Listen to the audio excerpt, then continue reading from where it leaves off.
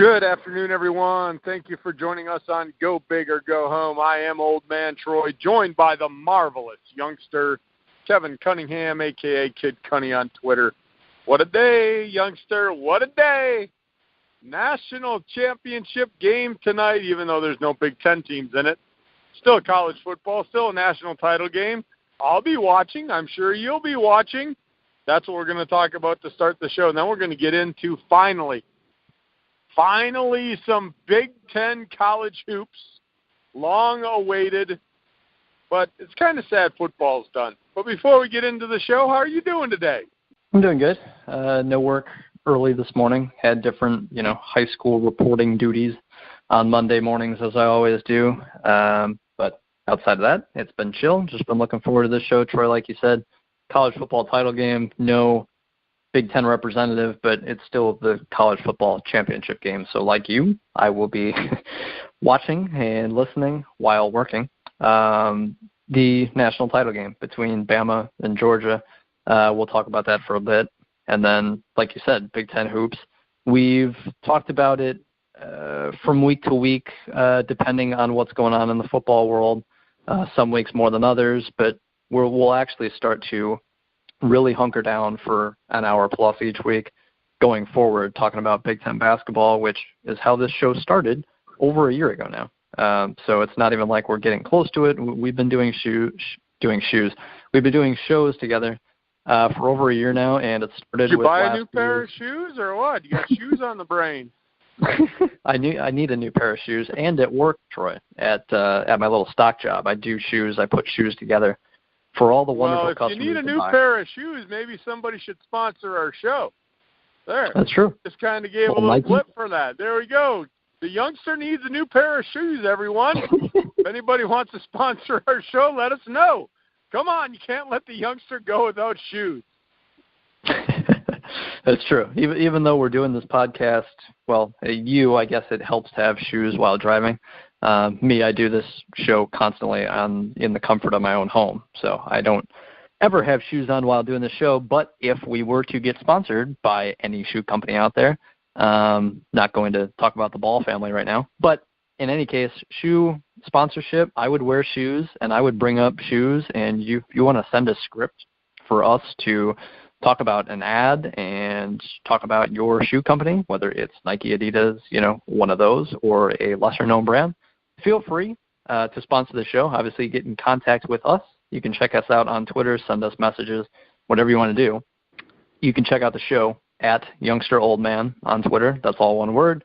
Myself is at Kid Cunny, KIDCUNI, and Troy at TroyRobert967. So, Troy, I guess to move on from the shoe topic, Georgia and Alabama play each other in not the SEC. Well, before we move into that, though, okay. On a side note, you're probably really happy today.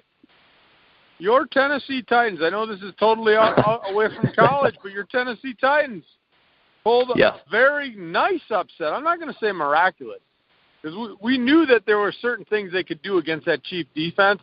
This isn't an NFL show. But I had to say on a side note, you're probably in a really good mood today. I don't know. I am happy and not shocked, but I'll say surprised, because I thought the Chiefs were going to win like basically everyone else did. But I'm happily surprised that the Titans not just came back, because I like I've said on previous shows that we do, Troy, we do multiple shows each week, that the Titans start off really slow no matter who they're playing. And so for them to go down 21-3, didn't exactly shock me, because they always start slow, and then in the second half they usually wear down their opponents with their defense, their pass rush. They've got a really good run defense, so it helps to have a really good rush defense when you're losing and other teams want to run the football against you. If teams were to constantly just throw against the Titans, that wouldn't happen, where the Titans would come back nearly every week. But in any case, the bruising, running the football, playing good defense, eventually wears teams down, and sometimes they'll pull a fourth-quarter lead and win a game. That happens more often than not this year. That's kind of been their script as I was tweeting throughout the game. On Saturday it was. This is exactly how the Titans games go this year. They are bad in the first half, and then in the second half they wear their opponents out. Like I said, the rush defense absolutely helps when you're losing, because teams want to run it against you. And so the Titans, more often than not, have come back in the second half to win football games this year. So I'm not shocked, but I also know what's going forward going to New England. I have no lofty expectations there. So I know what's to come as a Titans fan, but it is nice to come off a weekend of a Titans victorious playoff game. The wording there was terrible, but the Titans winning a playoff game was enjoyable, yes, but I know what's to come. Well, good for you. Good for you and your fan base. It's going to be a tough hill to sled down next week at New England. But I know they'll go out and they'll give a good effort. Let's get into it. Let's get into this national championship game. This is the game, that Georgia game. That's the one where you were 50.1%. 50.1. And I had talked to you about, I was on Georgia's bandwagon thinking that they were going to win. They did rush for nearly 300 yards, but it wasn't just rushing. I mean, this was just offense, but not early for Georgia. They had to come back. But this is going to be a different game in my mind tonight, Kevin. Alabama always has just a tenacious defense. Offensively this year, I would say I'm not thoroughly impressed with the Bama offense. So we'll see. It's going to be a different type game in my mind tonight, but I'm going to turn it back over to you, and let's get started. I'll say this, I was 50.1% sure that Georgia would beat Oklahoma, because usually in the college football playoff in particular, but college football in general, if you've got an elite college football offense, you're going to win a lot more than you're going to lose. And Oklahoma has absolutely an elite college football offense, probably the best offense in college football this year. They probably have the best offense in college football. So I figured Oklahoma would pull it out. It turned out to be a double overtime loss to Georgia. I knew Georgia was the better overall team, top to bottom, offense, defense, special teams, whatever have you. But so hats off to Georgia in winning and beating an elite college football offense. Like you said, Troy, it's a different test against Alabama's defense, for sure. Also, though, over the last couple of years, which I've mentioned on this show and other shows that we do, Alabama's played against Deshaun Watson and Clemson the last two national title games and have given up somewhere around 36, 38, 41 points in those two games. It was high 30s, low 40s. You win one, you lose one. Point being, again, if you've got an elite college football offense, it doesn't matter if you're a daunted Alabama defense. It's just hard to stop great college football offenses. It just is. It's different in the NFL. Not entirely, but you typically don't see the Patriots and the Steelers scoring 40-plus against anyone they want to. It's different in college. But so for me, I mean, how I see this game going, and yes, we're recording this on a Monday prior to the national title game happening in just a few hours. So most of you listening to this probably will be hearing this after the game is done. But how I see it, I think Georgia's a really good team all around. I think Bama's a really good team all around. Neither have sensational, unbelievable offenses. But to me, I think it's going to come down to quarterback play. And Jalen Hurts is a good quarterback. I think Jake Fromm from Georgia is a good quarterback. In the end, I don't see Georgia running up and down Alabama. I don't see Alabama running up and down Georgia's defense either. I see a game probably high 20s, maybe the winner scores in the 30s, maybe it's a 31-23, 31-24 game. High scoring, I guess, if you want to call it that, but it's not going to be this shootout 41-40, 38-35. I don't see that happening because neither offense is that fantastic, and both defenses are really good. So to me, I favor Alabama because, and this is kind of the only reason, honestly, is Nick Saban against former coaches who are under him, who have gone on to take head coaching gigs elsewhere. I think the number is 14-0, maybe it's 12-0, but I think it's 14-0. He has never lost to a guy who has been coaching under him, take over another program, and lose to that guy as a head coach. He just has never done it. I think these teams are very evenly matched. I think Bama has been there before. I think Saban's been there before. I think Saban knows how to prepare for a national championship game. So I give the edge to Bama strictly on prestige of being there, knowing how to do it, knowing how to win. coming off a national title loss, I think gives you extra incentive going against an SEC team. I think Bama wants to prove that they're the best. They didn't get to go to the SEC championship game. Georgia did. Georgia won. But so if you're Bama, I think there is a lot to prove. I think you've been there before. I think Saban always beats his former assistants. That's honestly the reason why I'm leaning toward Alabama. I don't think Bama's that much more of a better team than Georgia, but I think it's pretty even until you get to what Alabama's done. And Saban, again, has been there, where Georgia's coaching staff in general, it's just a mismatch in terms of the coaching. And in college, I don't care, youngster. Okay. I don't care. This is the first time one of his assistants beats him. I am not 0.1, none of this. I'm 100% on Georgia. 100%. Not going to be a blowout by any means. 100%. 100% on Georgia. If Okay. I got Monopoly money, I got Monopoly money ready. I'm putting my money on Georgia. Wow. And here's why. When you look at these two good defenses, and you talk about an elite offense can beat a great defense. We saw it last week. But neither of these offenses, in my mind, are elite. They're good. Neither of these quarterbacks are going to sit back in that pocket and do things that will shock the world. I don't even want to call them game managers. What I want to call them is system quarterbacks. So they follow the system that has been implemented. You talked about last year, people say, yeah, Alabama got chewed up. Well, it was Deshaun Watson. They're going against Fromm today. Fromm is nowhere in the league of Deshaun Watson, but capable quarterback. These guys, now, here's the thing. You can probably argue with me. Fromm, will this be too big of a stage for him?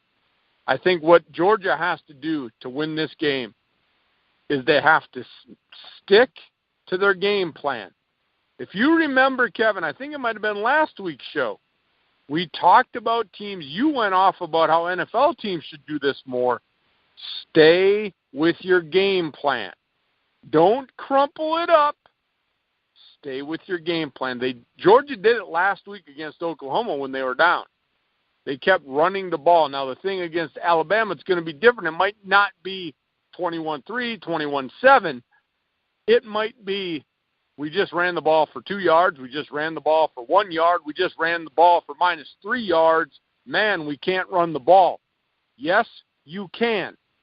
Once you get away from running the ball against Alabama, then you'll be done. Then I'll wave the white flag and say you just gave up. But if Georgia sticks to their game plan and runs the ball, they might have a 3-and-out where they run for -2 yards. Fine. Punt it away, play field position. You said maybe in the 30s to win. Kevin, I'm thinking the winning team is in the 20s and the losing team is in the teens. That's how I'm looking at these defenses. Because, like I said, offensively, I'm not thoroughly impressed with Alabama. Georgia, I'm not thoroughly impressed with them because they're blue-collar. The way Georgia wins, they're just going to try to pound the ball. They're not going to light it up. But I see a very close game where these two teams are basically playing field position. And I'm not going to say they're going to surrender yards, but Georgia's a running team. And if they put the ball in Fromm's hand, which is okay, he's a good quarterback. But if you're going to say, hey, throw the ball 40 times to win this game, I think Alabama wins by 10 or more. They've got to stick to the ground game. That's what they have to do. But I'm 100% on Georgia. I think they're going to win. This is the first time an assistant beats Saban. I just like, because I'm talking about running and controlling the clock, and I think that's what Georgia can do. That's my thought, youngster. Yeah, and perfectly plausible. I'm not going to say I'm 100% on Bama. I just think they win. I'll say this. Bama-Clemson a week ago, Kelly Bryant, Clemson's quarterback, first-year starter. He's a junior. To compare him to Jake Fromm does not have the legs of Kelly Bryant.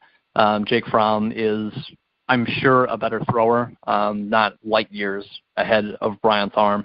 But Fromm is also a 5-star quarterback, but he's a freshman. This is his first year. So a freshman going up against Bama in a national title game, I just don't see him, like you said. I mean, if he has to throw it 40 times, last week Kelly Bryant threw it 36. He threw for 124 yards and 2 interceptions. No touchdowns, 50% completion percentage. I mean, if you're throwing the ball in the high 30s to 40s against Alabama, you're in trouble. That's absolutely the case. You said it. But what was key to me a week ago, and I thought Clemson was going to beat Alabama. I really did. But Clemson could not run the ball on Alabama, and I thought Clemson would be able to run the ball at least somewhat effectively, but they could not at all. Kelly Bryant had 19 carries in the game. Again, he has his legs to use. Bama made him use his legs. 19 carries, 19 yards. So talking about the running backs, I mean, I can just list off numbers. 4 carries, 22 yards. 5 carries, 14 yards. 4 carries, 10 yards. I mean, it's just Bama just stifled Clemson's rushing attack, forced Kelly Bryant to beat him through the air. He couldn't. I think that's probably going to be the case in this one, although, of course, Sony Michel, Nick Chubb for Georgia, 2 much better runners than what Clemson has. So I think Georgia will be able to do more on the ground. Can Fromm build off that, not throw picks? I'm sure Georgia, again, will score 20 points, 21 points, 24 points. I just don't know if it's going to be enough consistently to stop Alabama. I don't think Georgia's defense completely shuts down Alabama either. That's why I said, I mean, if I had to pick a final score, I'd say something around 27-24, 27-20, somewhere around there would be my guess. I just, in the end, Saban going against a former assistant, Saban, that defense going against a freshman quarterback, you've got to be awfully special, and Fromm doesn't have legs to create stuff outside the pocket like guys have in the past against Saban that have done well. So to me, Michelle and Chubb really have to get going, and I just don't see them completely controlling the game. I do, youngster, because the 2 that you've talked about, Michelle and Chubb, those are NFL running backs. Yeah, both absolutely. of those guys are playing on Sunday. And you're now going against the Alabama front that will be playing on Sunday. To me, this is actually, I'm not saying it's like got the same allure as an NFL game, but you have 2 running backs. Not one, you have 2 running backs, in my mind, that are NFL caliber that will be playing on Sunday. I think they can control the game. Again, it's not going to be 60 minutes of control. There's going to be hills and valleys in this game. What I liked about Georgia last week, and the reason I am so on Georgia, is that coaching staff didn't panic. They got down, and it would have been so easy to just say, let's chuck this ball around the field. They didn't do that, Kevin. They stuck to the game plan. They had faith in their defense. It's like any college game. You're going to give up some points, but how are you going to react? And I think last week was a huge confidence boost for Georgia, knowing that they can stick to their game plan. And again, it's going to be a different sticking to the game plan today. It's going to be, we are so frustrated because we can't run the ball right now. Maybe we should start passing. And if they give into that, they're done. That's what happened to Clemson. You stated it perfectly. They made Clemson try to beat them through the air because Clemson's like, well, screw this. We can't run. But I give the advantage to the Georgia running backs. Like I said, you have 2 NFL running backs in your backfield. Who's gonna be better? There's going to be some wins for Alabama. There's going to be some wins for Georgia. That's why I said this game, to me, I wouldn't be surprised if you see a final score 24-17, 24-20, something like that. Getting to 20, I think whoever gets to 21st, Kevin, I think whoever gets to 21st wins this game. Not going to be like last week where Oklahoma jumped out to this big lead, Georgia comes back and it's a shootout. These defenses, to me, aren't going to let that happen because these offenses aren't that prolific. They're good, but you got 2 defenses that I think are much better. So if you like defense, this is the game tonight. I'm excited for this game, youngster. I think we've beat this into the horse or into the ground. Let's get on the horse. Let's talk some basketball. Sounds good. So college basketball, and Troy and I talked before the show, we don't want to get too into the college football title game for X, Y, and Z, and of course it takes us 20 minutes into the show, but regardless, we are here for college basketball going forward. Well, that's because we kind of had a little disagreement. Yeah, that's true. I like when we have those little disagreements. We both had to state our case as to where we stand on it. And so, hey, there's nothing wrong with that. But I'm excited now to talk college basketball. It's kind of laying in the weeds right now. Not a lot of people talking about it because of this college football championship. But come next week, that will be the headlines, what's going on in college basketball, because we're into conference play, which is awesome. Yep. Take it away, youngster. Absolutely. So the top 25, the AP top 25 for Week 10 that comes out on January 8th, which, again, as we do the show, we always do it on Mondays. It is January 8th. So of the newest poll for the next week, Villanova is the number one team, and I'm not going to read off the top 25, but Villanova is number one. West Virginia is number two, which I think is very interesting. Both teams 14-1. Virginia is also 14-1. They're the number 3 team in the country. Also very interesting to me. And then Michigan State at number 4 at 15-2. And the number 5, Troy, is Purdue, also at 15-2. That's it for the Big Ten. In the preseason, I believe it was Northwestern, Minnesota, Purdue, and Michigan State all in the top 25, if I'm not mistaken. But right now, Week 10, getting into conference play, each team has played basically 4 games. I think it's Iowa and Maryland might be the other team who has played 5. But in any case, really starting to get into the heart of the Big Ten season as far as conference play goes. Michigan State 4, Purdue 5 in the national rankings, and that's it. As far as other receiving votes, you've got Michigan receiving 5 votes. You've got Ohio State receiving 29. Ohio State is starting to jump up in people's minds, and they are currently the second best team in the Big Ten according to the standings because they're 4-0, and Michigan State is 3-1. And we're going to talk about Ohio State beating Michigan State as of, that was yesterday, I believe, 80-64. That was impressive. We're going to talk more about that game, I'm sure. But in general, Troy, what are your thoughts on the top 25 only having 2 Big Ten teams and Michigan State being up there, of course, as we figured, but Purdue being number 5, and again, only 2 Big Ten teams in the top 25 as of right now? Well, if people want to go back and listen to the preview show, if you remember what I said, Kevin, I thought this Purdue team was going to be better without Swanigan because they had to work the ball around. They got more. They're a more complete team. They don't have the go-to guy. Now, the go-to guy is great, but I'm not saying they leaned on him too much last year. Why not lean on a unanimous All-American? I mean, a guy that is just dominant inside. Yeah. This, to me, is a better Purdue team than last year, and that team last year was pretty darn good. So am I surprised? Yes, that they're ranked as high as they are. Am I surprised that they're good? No way. I thought they're going to be better than last year. But I am surprised about where they're ranked. That is showing some love. Maybe the voters have the same thought I do, that this is a more complete team. I just like the way they're playing basketball, Kevin. Again, last year, everything went through Swanigan. And that's okay. You have the guy. You have a guy with a lot of talent. Why not use it? But I think sometimes when you take away a player of that caliber, when you have other players around you that are good players, you can actually be a better team because you don't have to rely on one person, and the team will go as that person goes. That's not happening at Purdue.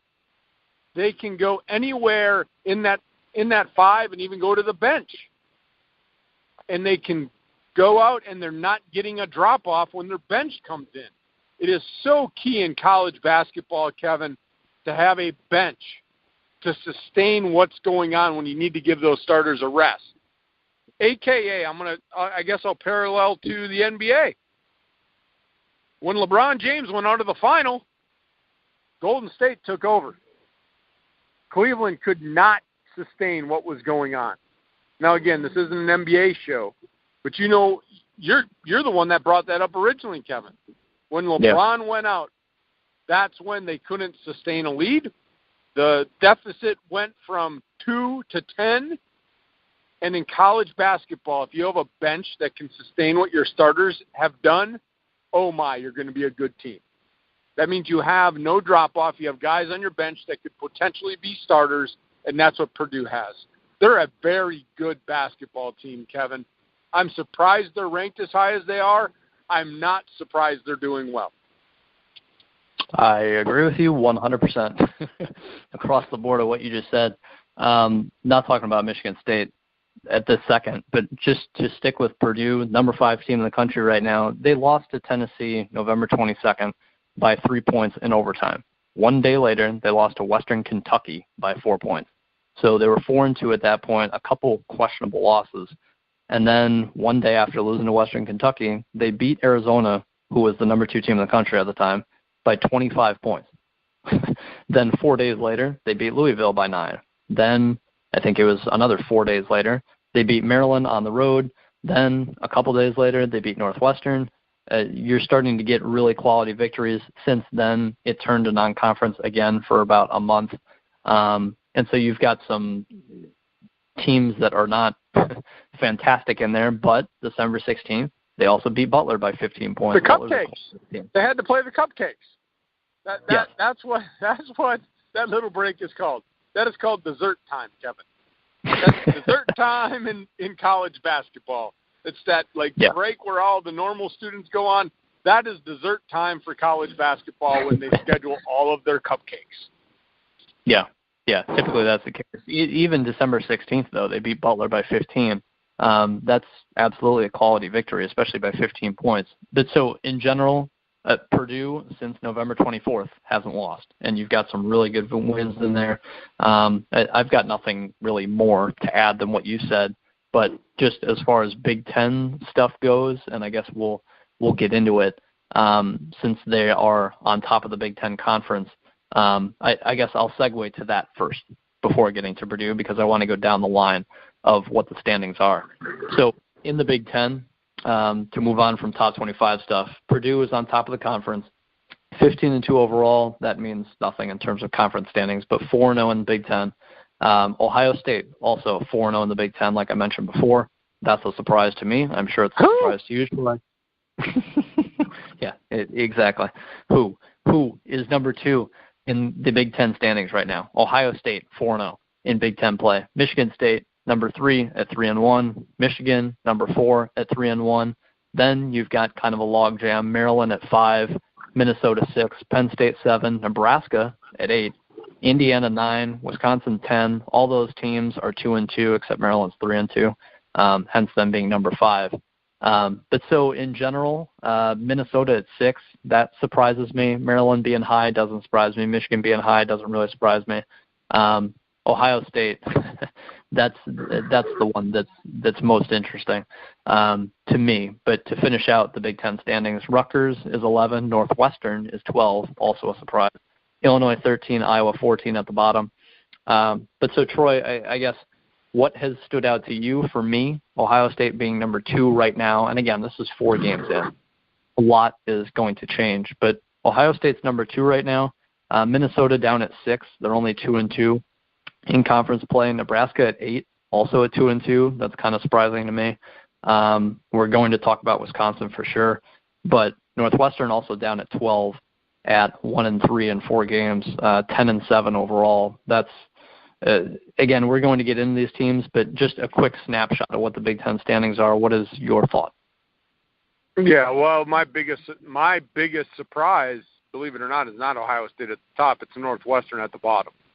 Yeah. I did not think they'd be where they're at. I thought Northwestern would be middle of the pack, but possibly coming off that NCAA tournament berth with a lot of guys coming back, they could have maybe went into that second tier in the Big Ten and separated themselves from the middle of the pack. Well, we knew they weren't going to be near the top, but there's that second group. We mentioned it on the show.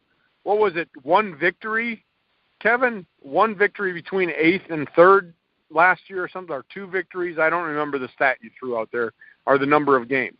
But it was close. And I thought Northwestern could be one of those teams that separated themselves from the middle of that pack to be right below the top-tier teams.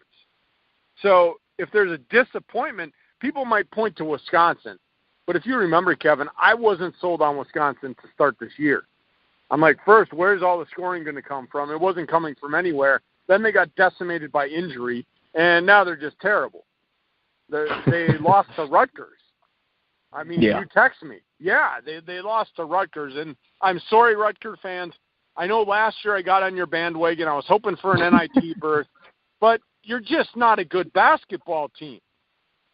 And the feather in the cap for you is you're as good as Wisconsin right now. So for me as a Badger fan, that sucks.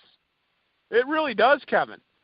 But they're a young team, decimated by injury. I've already waved the white flag for this team. I don't even want to see an NIT tournament. I don't want to see whatever that other USA Continental, whatever it is. I don't want the Badgers even playing in a tournament. It's no NCAA tournament this year. That team is no good, and they've just got to learn. They're young. But that's not even the biggest surprise to me because if you remember, I didn't think that they would be near the top of that conference. I thought middle of the pack to the lower pack. I was even worried if they would make the NCAA tournament healthy. Yeah. Because I knew that they were young, and I didn't know where the scoring would come from. So it's not really a surprise to me that they're that low. And, again, they've been decimated by injury. So I'm not giving them a pass. They're not good. They're just not a good team. They have no depth on the bench like I just talked about with Purdue. Purdue is that team that has a strong bench. Wisconsin, well, now with the injury, you've got to thrust bench players into that role that aren't ready to be starters, and it's showing. But to me, the biggest surprise so early in conference play is Northwestern just pooing the bed at the bottom of the conference. Now, again, there's a lot of games left, yes. But, man, they're not playing good basketball. That Penn State team we talked about, they're kind of hovering about around where we thought. They're right in the middle of the pack, which is good for them. And I guess I will segue. Am I surprised at Ohio State? Yes. But not so much that they're 4-0 in atop the conference. I'm surprised that they beat Michigan State the way they beat Michigan State. Yeah. Was that one of those games? And so we'll get right into that. Unless you got anything else to add before we do that. I'm thinking Michigan State, that was one of those games where in your mind you're thinking, we are much better than you. You don't deserve to be on the court with us. We're just going to go out and we're going to play basketball, and we're going to come away with a win. And Ohio State, that was their NCAA tournament championship game right there. Here's Michigan State early in the year. We're going to go out. We're just going to go foot to the gas. We're going to play hard, and we're going to see what happens. And then guess what? The ball started falling in the hoop. Rebound started going into the hands of Ohio State. Loose balls ended up Ohio State possession. Balls going in the hoop. And Michigan had to reel. And Michigan State, I apologize. Michigan State all of a sudden finding themselves in a dogfight. And guess what? It was too late. Too late. Ohio State went out. They put their foot down and said, look what we can do. I don't expect Ohio State to do that through every team in the conference. It was one of those games to me that was an anomaly. But, man, it was a fun anomaly. I am still big on Michigan State. But you know me, I like the underdog. I thought it was a huge win for Ohio State. Doesn't matter. If they're on – now with the way they started in the conference, Kevin, if they're on the bubble at the end of the year, what a huge win for them. What a huge win to put on that resume. Doesn't matter if it's 4 games into the conference season. At the end of the year, Michigan State's going to be there. Michigan State's going to be vying for a number 1 seed. And if Ohio State somehow can be lingering around that 20-12 mark or 19-14 mark and maybe trying to get into the NCAA tournament, the committee cannot bypass that they beat Michigan State at least once. So that's all I got there. It'll be interesting to get your thoughts here. Yeah, I guess first off, I would agree with you that Ohio State, this game was pretty much an anomaly. Michigan State's, like you said, going to be around that number 1 seed mark at the worst on number 2. And so how many times does the number 1, number 2, 3, 4, 5 team lose by 16 points in a year? I mean, it happens maybe once, maybe. So, yeah, this is a huge edge for Ohio State against other bubble teams, competing in the Big Ten for one, but getting a win like this over Michigan State, that's huge, because typically the teams that are 20-12, 20-13 lose in the second round of your conference tournament after you beat a cupcake. To me, I mean, Ohio State, this win, it's huge. At 13-4, I mean, if they get to 20 wins, they're in, to me. And I don't know exactly how many games are left in the schedule. It's something I'll have to look at. I guess since I'm here on the computer now, I'm quickly looking. There's 14 games left. Ohio State, I mean, if they go 7-7 the rest of the way, honestly, just go 7-7. If you're Ohio State, that gets you to 20 wins. You're 20-11. You got a huge win over Michigan State. Maybe you don't have to collapse in the Big Ten tournament and lose in the first game, but to finish, what would that be? 21-12. 21-12 in the Big Ten, and having that win over Michigan State. I think Ohio State's. I'm not saying they're in the tournament right now, but right now, if the tournament were to start, they absolutely would be. But youngster, if you gave them a 7-7 conference mark, that would put them at 11-7 at the end of the year. That would get them in. If you're 11-7 in the Big Ten, even though the way that this is starting out this year, this conference isn't looking that dominant. The Minnesotas that we thought, the Northwesterns that we thought, right. Maryland. I'll say this, and I know we're talking about Ohio State, but I want to throw this out there. The Maryland team, because it's very close to what I said about Purdue. Maryland is better without Trimble in there. And so, again, you asked about my surprise team. I'm not surprised about Maryland. I thought they were going to be better. So you're looking at this Ohio State team, Kevin. Maybe the conference isn't as dominant as we thought it might be as far as how many teams are going to get in. So Ohio State, and I think you put it perfect, if they go 500 here on out, they're in. 11 wins in the Big Ten. I don't care what year it is. 11-7 in the Big Ten is most likely going to get you into the big dance. Yeah. Last year, Minnesota, for example, won 11-7 in Big Ten play. Okay. Minnesota had no problem getting in the tournament. They were a 5 seed. Ohio State, if they went 7-7 the rest of the way, they would end up with Michigan State's record, probably, basically. But even Michigan State got in the tournament, no problem, really. I think they were a 8 seed. They were either an 8 or a 9. Ohio State goes 500 the rest of the way. They're in the NCAA tournament. Great start for the Buckeyes. Certainly not what I expected. But I'll say this, that I knew Ohio State had talent even a year ago. They just didn't play up to their potential. And that's probably what led to the head coach, Thad Matta, being fired. And so you have a coaching change. You bring in Butler's guy. And now it's like, okay, they're obviously buying in. They're obviously can beat teams like Michigan State. So that's huge. I mean, they went to Wisconsin earlier this year, won by 25. They beat Michigan by 9. They can do some things at Ohio State. I don't think they're great, but I think they've got talent. And in this game, to break the game down a little more, I didn't get to see the whole thing, but I know Ohio State went on I think it was 8-0, something like that, run to end the first half. That extended their lead. And then the second half, they even outscored Michigan State. So Kade Bates' job is averaging, I think it's 20-8 this year. This team as a whole is a bunch of juniors and seniors with one standout freshman.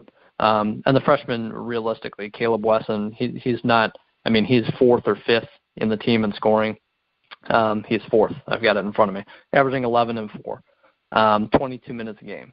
So he's not this immense, crazy talented freshman that's just taking over. He's a nice add to a bunch of juniors and seniors. Keita Bates-Diop is one of them.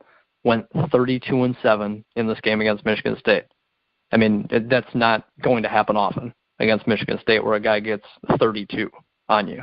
So for me, 6 turnovers for Ohio State compared to 12 for Michigan State, which isn't bad, but 6 turnovers is ridiculously low for a team. Ohio State shoots 46% from 3. Michigan State shoots 28% from 3. Michigan State shoots 39% from the field. Ohio State shoots 52% from the field.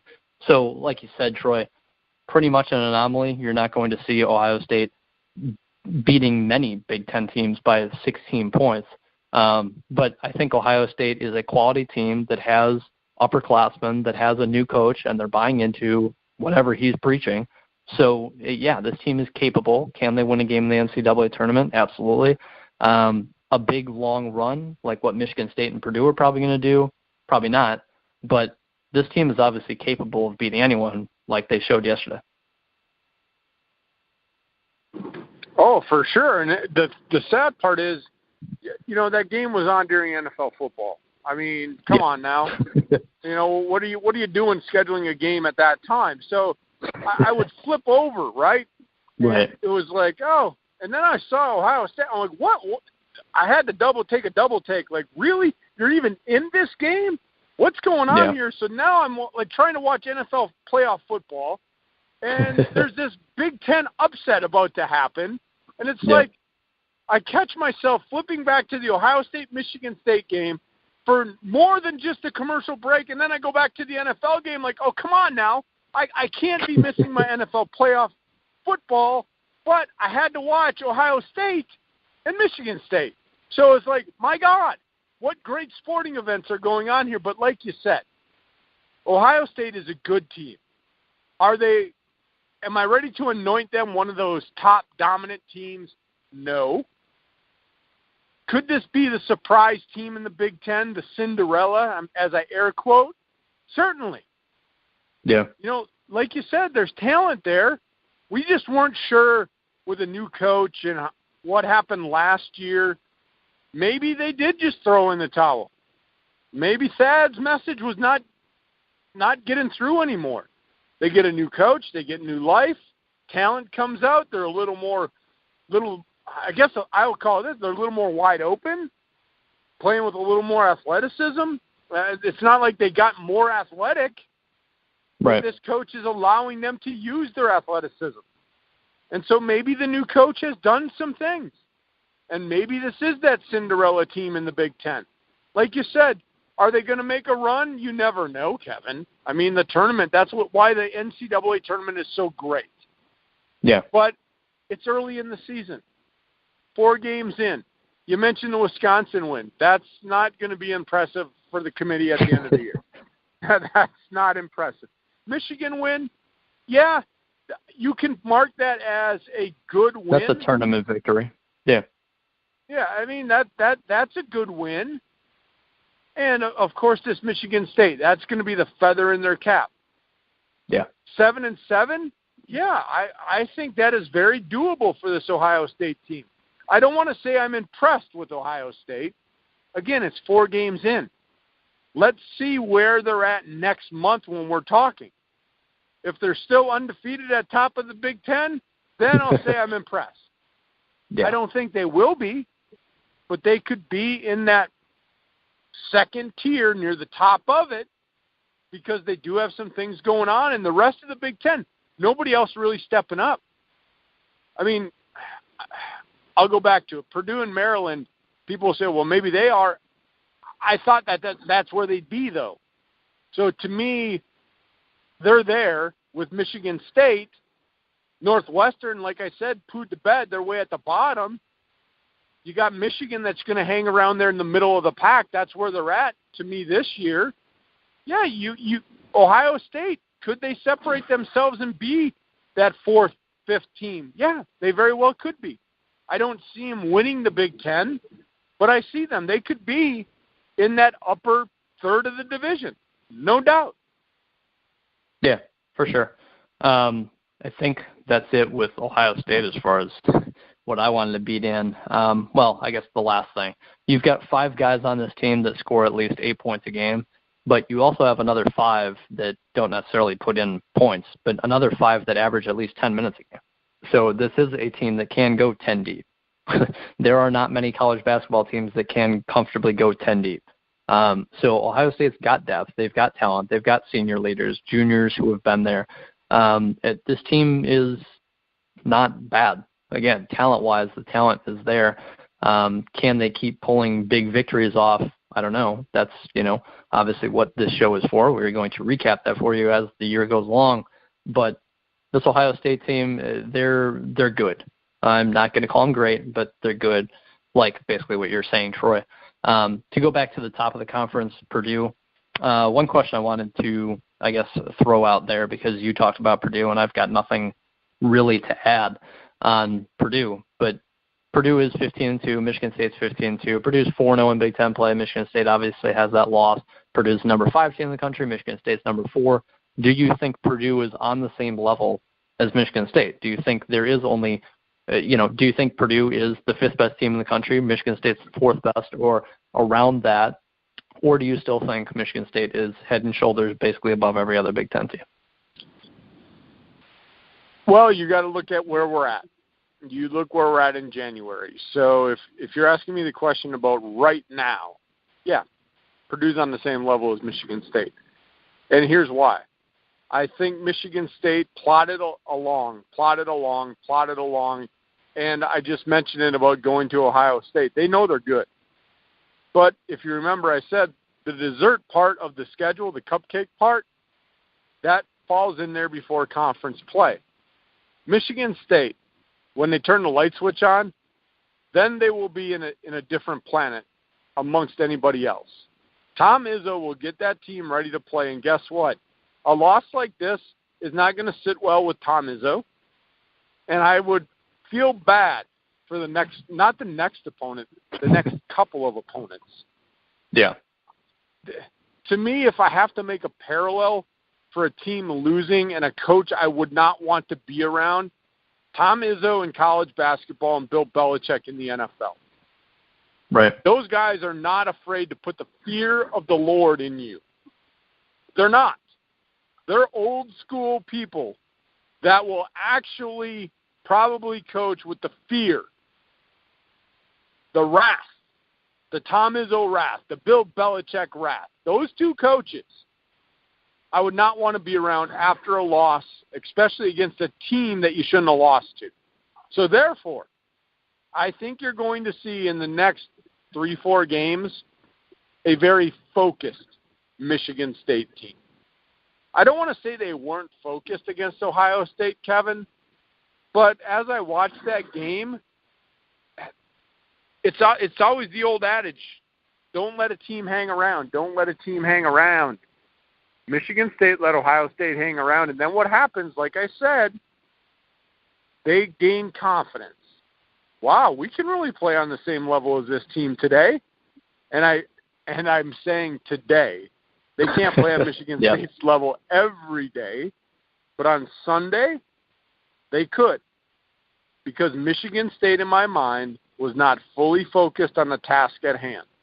And once you go into a game, and I've been a coach, I've been a player, you can't turn the light switch on during the game. It's very hard. You can turn it on, but it's like one of those short circuits where it doesn't turn on all the way and the light flickers a little bit, and you got to kind of tap it a little bit and hope the light comes on. That's what happens when you let a team hang around that has talent, like in Ohio State. They were hanging around, and Michigan State might have tried to flip the light switch on, but Ohio State, nothing to do with that. They're not letting that happen. So to answer your question, as of today, in January, yes, Purdue is on the same level as Michigan State. A month from now, no. Michigan State will rise above. But in Purdue's defense, I went on a little rant about them early in the show. I think they're better than last year, and last year's squad was pretty darn good. Can Purdue make a run to an Elite Eight? I think so. I really believe that, Kevin. This team, yeah, they had that, loss to Western Kentucky. But this is a team, in my mind, that is very deep. They play good basketball. They can shoot it from the outside. They can get rebounds. They can play good defense. Yeah, they have the makings of a team. Again, you don't know until March Madness rolls around. But right now they have a makeup early in January of a team that could make a deep run into the tournament. Yeah, absolutely. And when Purdue played Marquette in the third game of the season, and I'll bring this up time and time again, Marquette's coach, who both Troy and I enjoy, said that this is absolutely a Final Four team. I mean, there is not much drop-off between the top team in the country, whoever that is, and Purdue. There's just not. So for him to say that, he knows coaching. I don't take what he said lightly. So for me, I mean, like you said, Elite Eight run, I almost expect that from Purdue this year. Final Four run, I think it's absolutely possible. I just expect Michigan State to win the whole thing. So do I think that right now, like you said, right now are the two teams on the same playing level? Maybe. But Michigan State, I have the world of expectations for. Purdue, a slight notch below that. Final Four, Elite Eight, one or the other. That's where I expect them to end up before bowing out in the NCAA tournament to project out a few months. But so I think Michigan State's a juggernaut. I think Purdue is pretty damn good. No question about it. So to move on, we've talked about Purdue. We've talked about Ohio State. We talked about Michigan State. Number 4 in the Big Ten standings is Michigan, 14-3 overall, 3-1. Michigan to this point, I don't think people probably would expect Michigan to be third in the Big Ten, so to say. So I guess tied for third in terms of Big Ten standings. But again, you look at who they've played, and they've played Indiana, who they beat. They played at Ohio State, lost by 9. They played Iowa, they won. They played Illinois, they won. Now you've got Purdue on Tuesday, and then you've got Michigan State on Saturday. So we're absolutely going to see what Michigan's made of, because you've got two extremely good teams up next on the schedule for them. To me, does it surprise you, Troy, that Michigan's 14-3 overall, 3-1 in Big Ten play? Would they need to upset a Purdue or Michigan State to really prove that they are maybe the third best team in the Big Ten? Yeah, they got to put a signature win on their resume. Am I surprised where they're at? No, look at their schedule. And to be honest, if you look at that schedule, if I would have looked at it at the beginning of the year, I very well may have had Michigan 4-0, not losing to Ohio State. So I'm not surprised that they're where they're at now. But again, look at their schedule. Look at their early Big Ten schedule. Hasn't been real difficult. But like you said, now you play Purdue, now you play Michigan State. Yeah, you're 3-1 now. But by the time we do this show next week, they could very well be 3-3. Right. And they're not going to be the third best team in the conference. Do I think they're the third best team? I think there's a group of third best teams. That's what I think. And I put Ohio State, I pull them back down into that group of third best teams in the Big Ten. You and I mentioned it. You've got Michigan State at the top. And like I said, when that light switch goes on, nobody's beating them. Purdue, really good. And then I think after Purdue, you have a group of 5 or 6 teams that are going to be there, and it's going to fall out, Kevin, almost like last year. Because if you take what I just said, Michigan State, Purdue, 6 teams, now you're going to 8th place. So the difference between 8th place and 3rd place could be 1 or 2 victories. So there's that group. And is Michigan in that group? Yes. Michigan's in that group. But what I'm looking for in this Big Ten season, Kevin, are those 1 or 2 teams that are going to separate themselves from that third group. And I'll call them the third team group. Who's going to emerge? Is it going to be Ohio State? Is it going to be Michigan? Is it going to be Maryland? Could it be Penn State? You and I really like Penn State. They haven't been overly impressive, but they're a good team. But to me, I don't think there's a third best team in the Big Ten right now. I'm not even putting Ohio State there.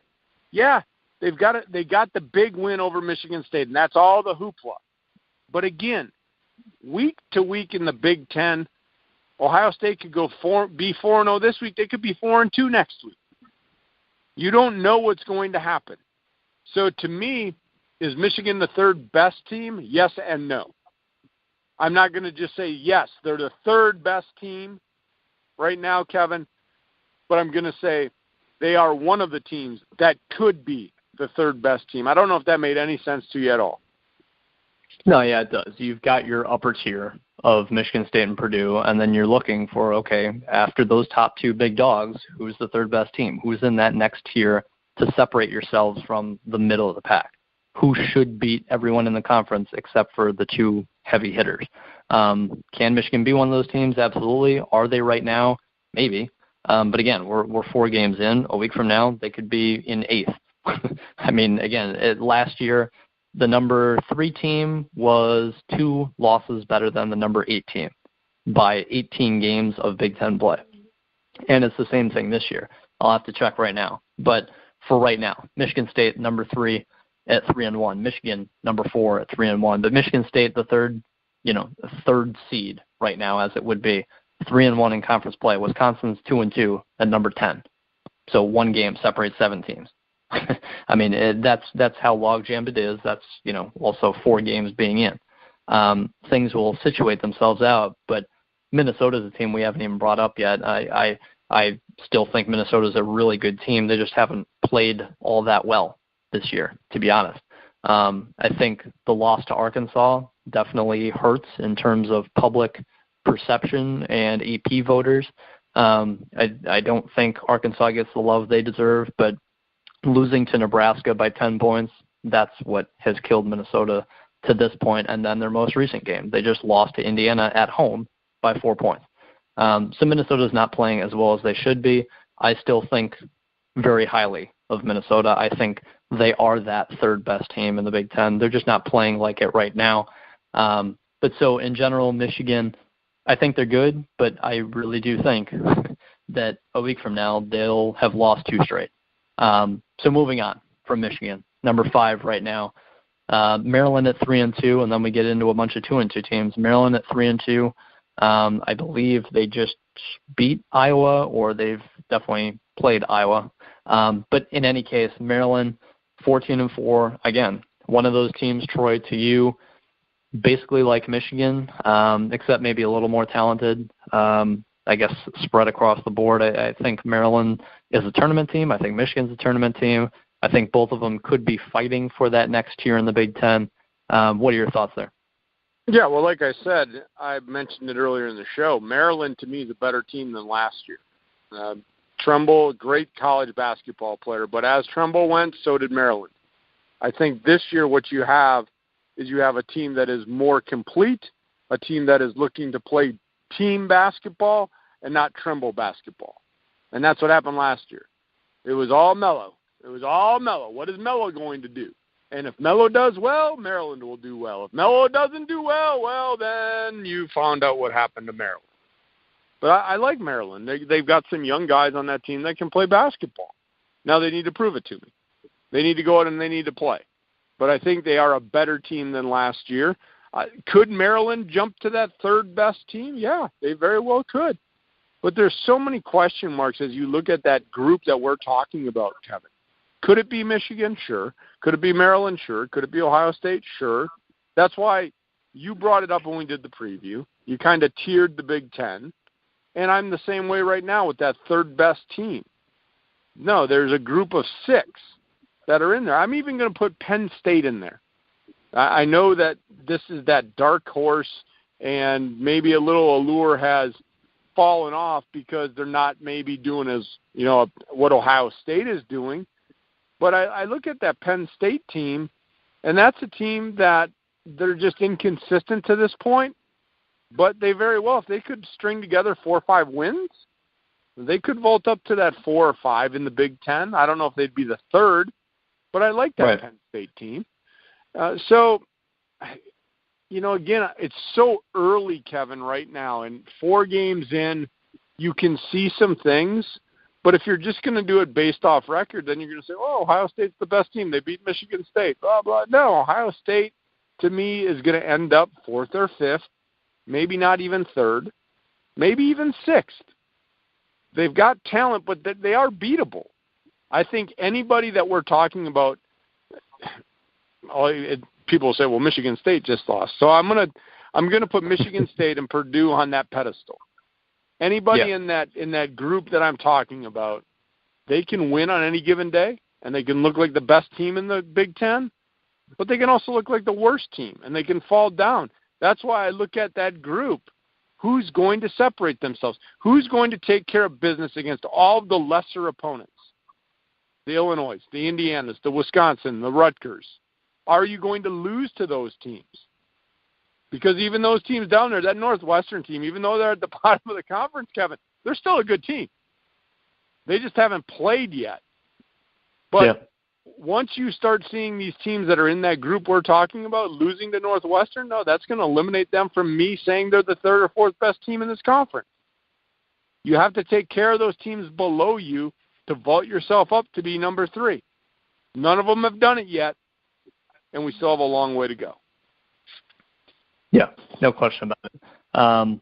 Maryland, to me, I mean, you've got 3 sophomores who just need to understand that they are the guys now. So to me, when I look at Maryland and their schedule, it's pretty telling. You lose to Purdue, you lose to Michigan State. Those are your 2 Big Ten losses. You've beaten Iowa, you've beaten Illinois, and you've beaten Penn State by 6 at home. So Maryland's doing exactly what they should be doing. They should be beating Illinois. They should be beating Penn State by 6 at home, and they should be beating Iowa. And they should be losing to Michigan State and Purdue. They need to play like an Ohio State, like a Michigan, which, hey, would you look at that? This upcoming week, they play at Ohio State, and then next Monday, they play at Michigan, and then they play Minnesota, and then they play at Indiana, which won't be easy. Then they play Michigan State. Then they play at Purdue. So things are going to get rolling for Maryland. Things are going to get rolling for basically all these teams. You're not going to have many nights off in the Big Ten. Even the teams like Iowa, to me, Iowa has not been playing well, but I still think they're capable of beating a lot of teams in the Big Ten. And the last point I wanted to make, too, was last year in the Big Ten, Purdue was pretty dang good. Wisconsin obviously proved to be pretty dang good. I liked Minnesota. I liked Michigan. But 3rd in the Big Ten standings last year was Maryland, and they lost in the first round.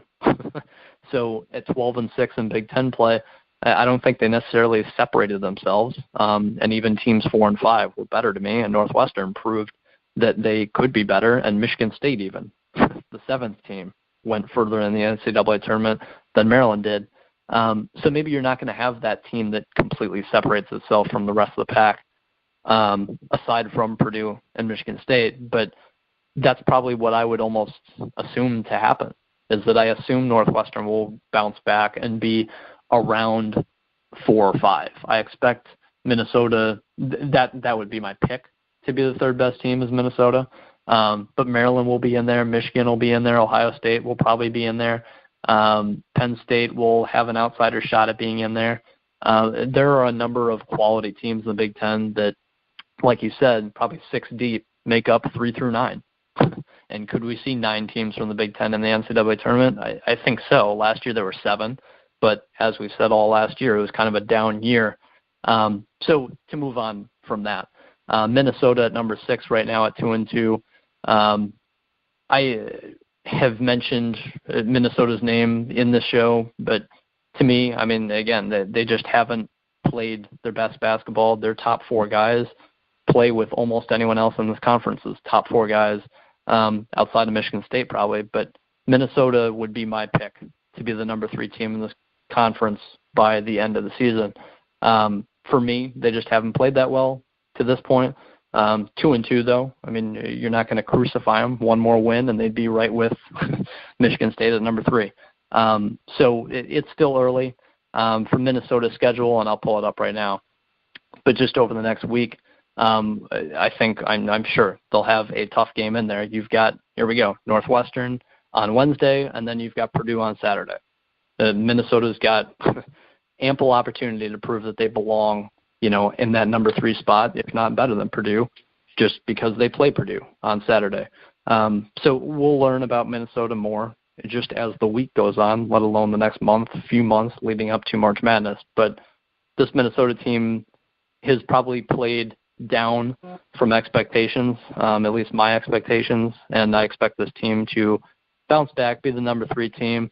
But after Maryland, to me, or after Minnesota, we're going to be talking about a lot of teams that are fairly mediocre to this point, and Penn State, our little Cinderella, hasn't played up to, I guess, our expectations, but we'll talk about Penn State in a minute. Well, Kevin, I'll add this. You threw out Minnesota's schedule for this week, and that's, for those that are listening for the first time, that's normally how we do our basketball show. We're going to give you what's going on this week, what happened last week. Minnesota, Kevin, like you said, is a team that I had on my radar. But Northwestern's no pushover. Purdue's no pushover. You could see Minnesota at 2-4 next week when we do this show. Yeah. And when I look at this, and it's people when they evaluate conferences, right? When I look, and we just mentioned it, 6 teams, 3 through 9, in my mind are all tournament teams. I'm even putting Penn State in there. They have the talent to be a tournament team.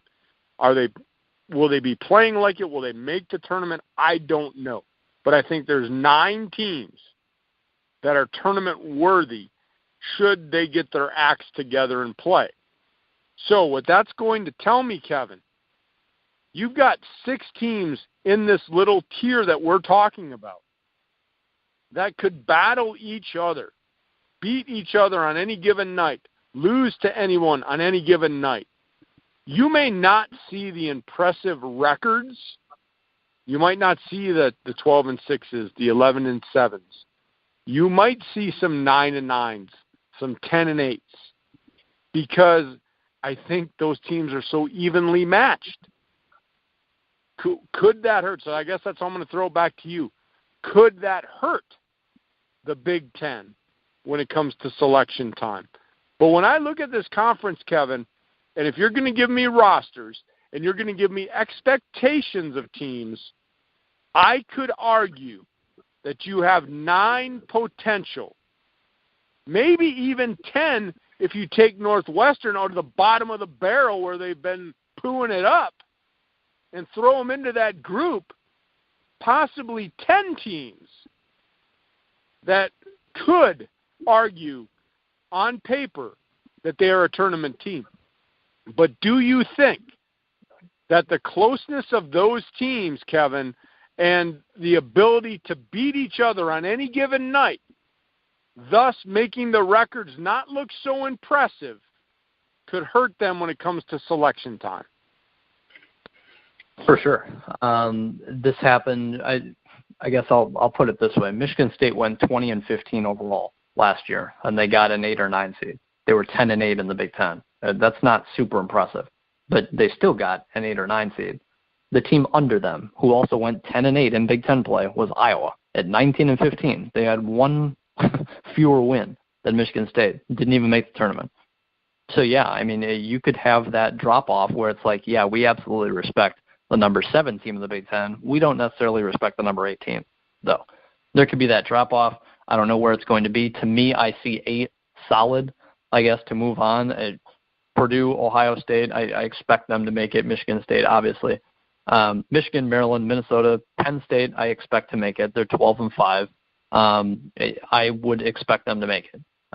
Maybe they have to pull off an upset here and there to kind of make it decisive that they're in the tournament, but I think that will happen once or twice this year, where they beat someone who they quote-unquote shouldn't, but also I expect Northwestern to get in there as well.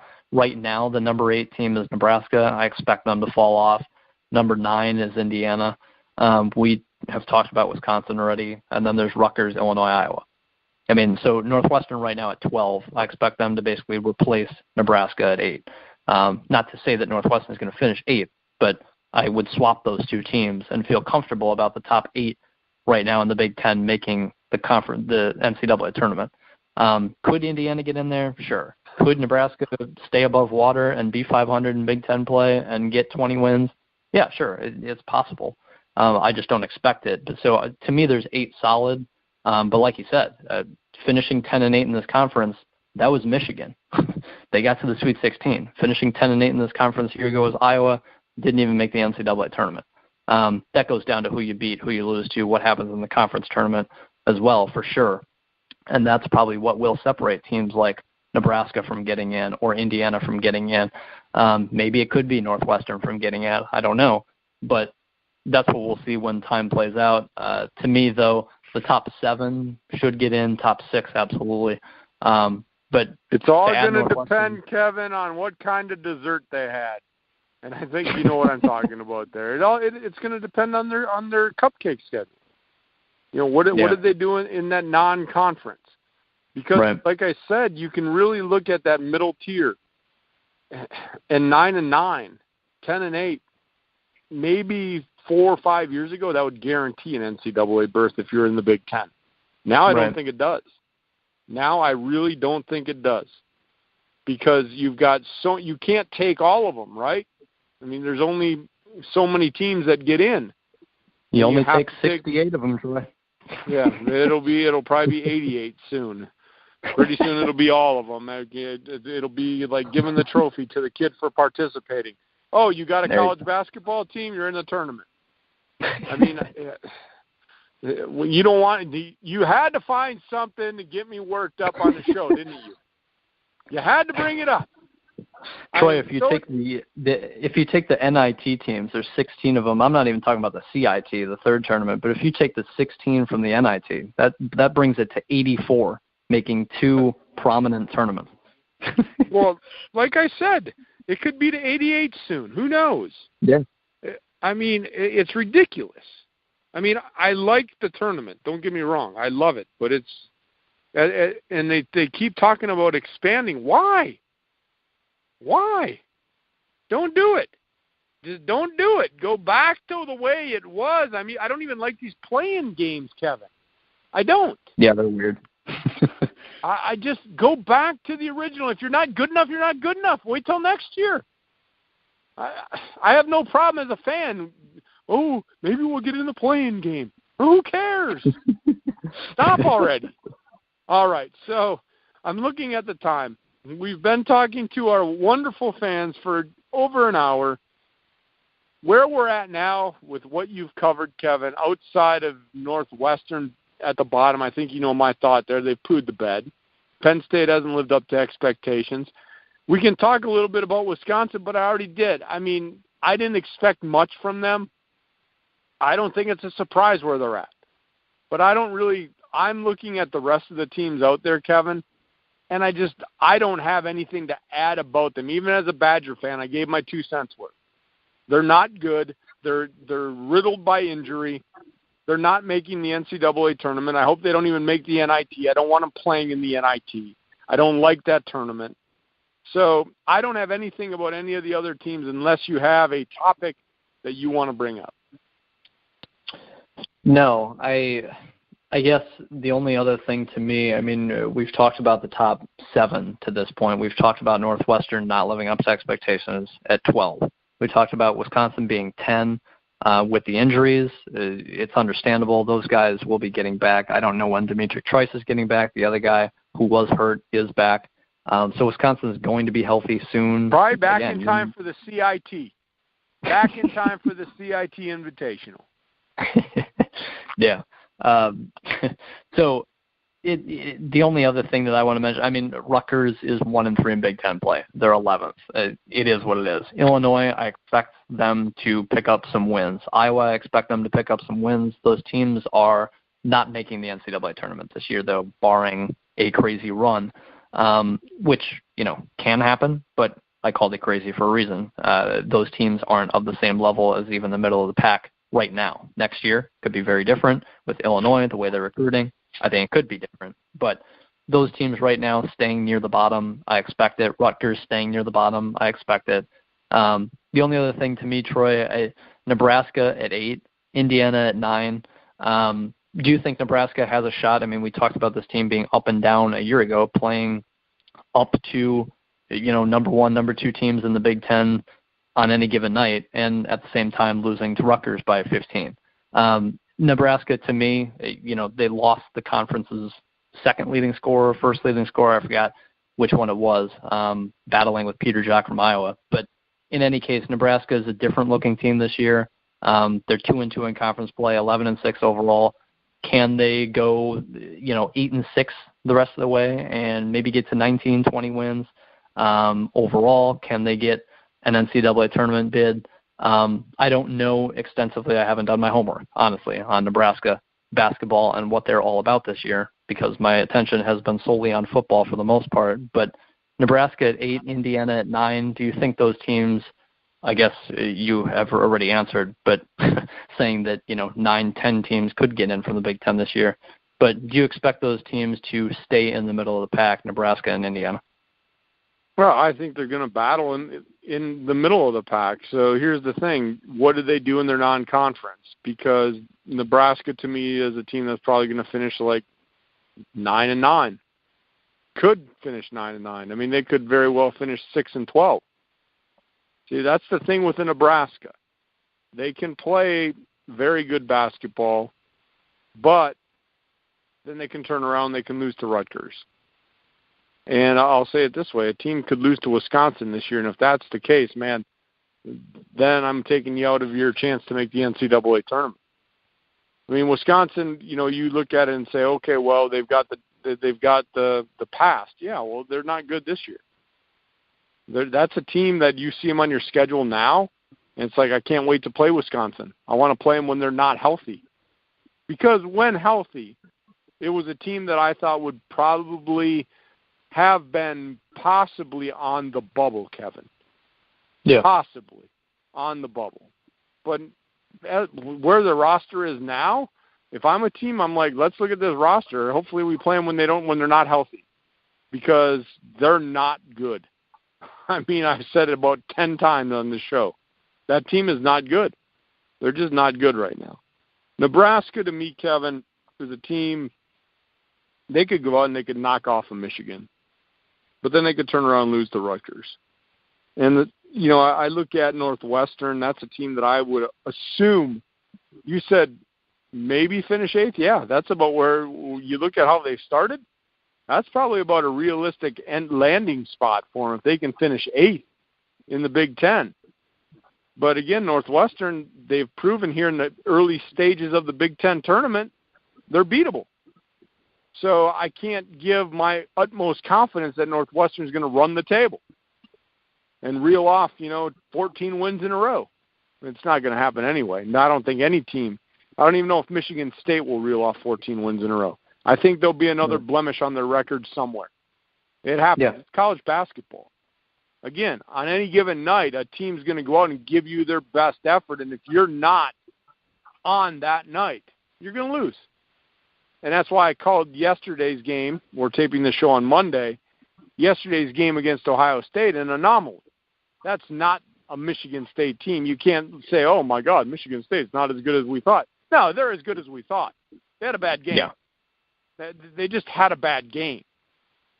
But when you look at a Nebraska, yeah, they're not a great team. I don't even know if they're a good team. But can they go out and play? Yeah. And the reason I'm giving so much, I guess, faith in Nebraska is because you look at all the other teams that are right around them and where they're at. They could beat them. And if you look at the teams below them, we talked about, are you going to separate yourself and where they're at? Can they beat a Northwestern? Sure. Can they beat a Wisconsin? Sure. Can they beat a Rutgers? Sure. Can they beat an Illinois? Sure. Can they beat Indiana? Yeah, sure. I guess they could. So I just reeled off 5 more wins for Nebraska right there, Kevin. Yeah. That's 7 wins in the Big Ten. Can they find 2 more to go to 9-9? Yeah, they could. Could they play a great game against Michigan? Certainly. Could they knock off a Penn State? Yeah, certainly. There's your 9 wins for Nebraska. So that's why I'm not counting them out. Yeah.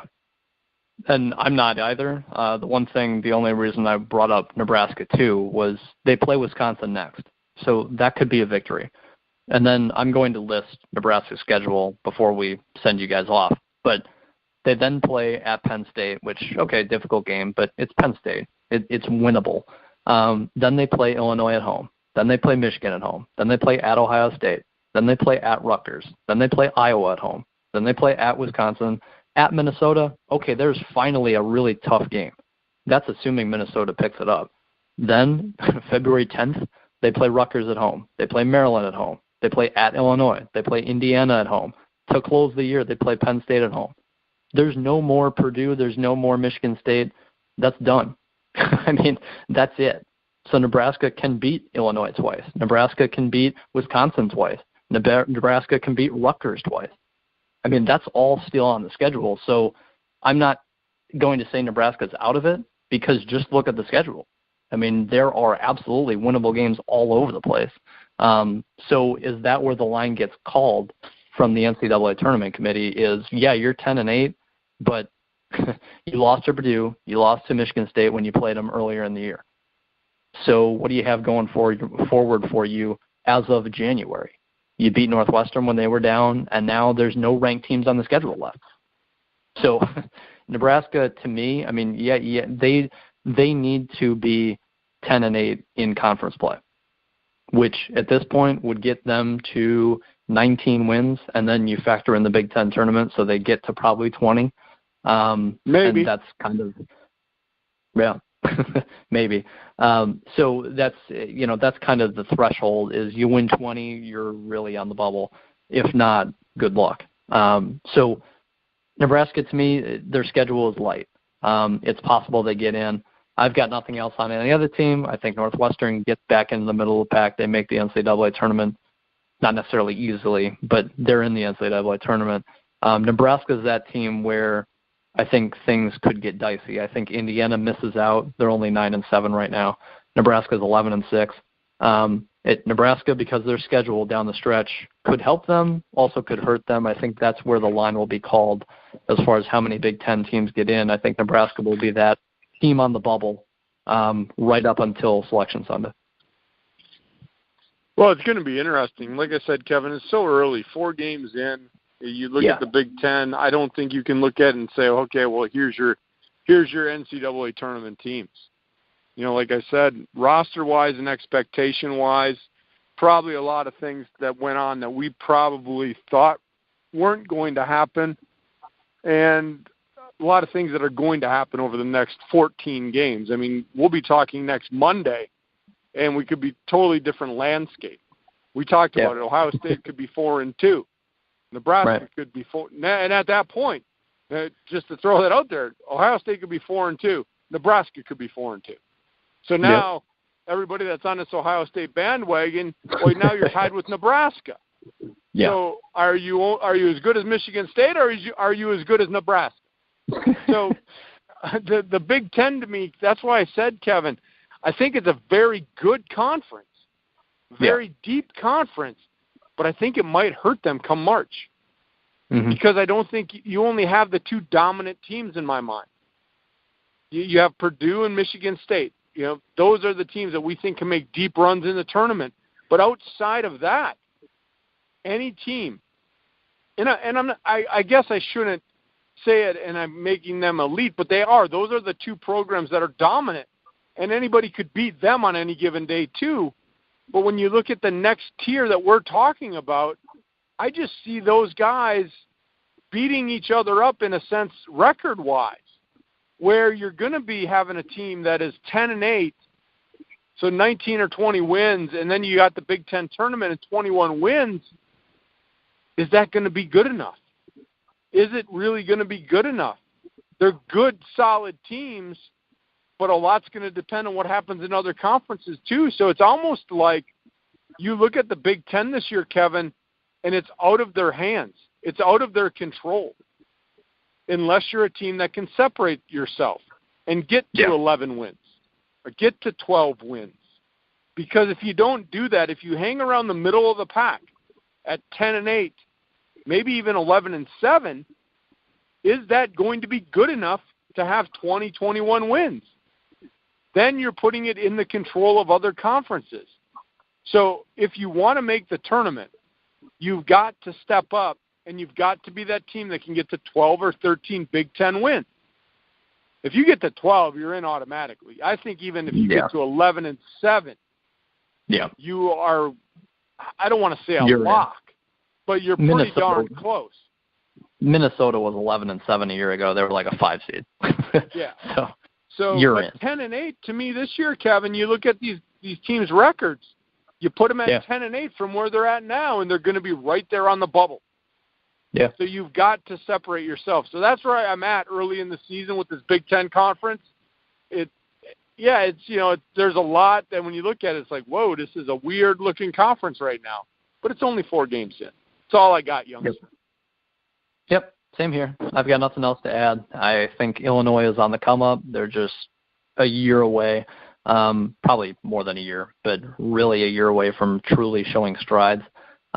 Wisconsin, once they get healthy, maybe it'll get interesting, but 9-8 overall is the second worst. It'll be too late, youngster. That's coming from a fan. It'll be too late. I know. All that I could hope for as a Wisconsin fan is to dash the hopes of other teams that want to make the NCAA tournament. Because even when they come back from injury, how effective are they going to be? I have no expectations for the Badgers. I don't even know if they'll finish 500 in the Big Ten. The loss to Rutgers was like kicking me right in the kahunas. When you lose to Rutgers, and again, I'm sorry, but do you have the standings? What was the record last year? Rutgers. Last year, Rutgers was 15-18, 3-15 in the Big Ten. 3-15. And I know they've got 1 win this year. Probably not many more than 3 or 4. And I don't know if they play Wisconsin twice. I haven't looked at the schedule that deep. But if it was 2 against Wisconsin, man, bad times as a Badger fan this year. That's why I enjoyed the Final Four runs. That's why I enjoy them, because it's so hard to get there, and you never know what's going to happen. Few injuries, we've talked about this. Couple of injuries, especially in college basketball, to guys that are carrying your team, and then look what happens. You become a Wisconsin, and you're just terrible. So with that said, hope you enjoyed the show today, everybody. For the youngster, I am the old man. Make sure you find us on Twitter. The youngster is at Kid Cunny, KIDCUNI. I am the old man at Troy Robert 967. But the most important Twitter handle to follow, at Youngster Old Man, all one word. That is our show handle. Not only will you get the link to this show, you get the link to all the shows that the youngster and I do. Enjoy your day, everybody. Join us next week as we will be 6 games into the Big Ten schedule. Have a good day, everyone.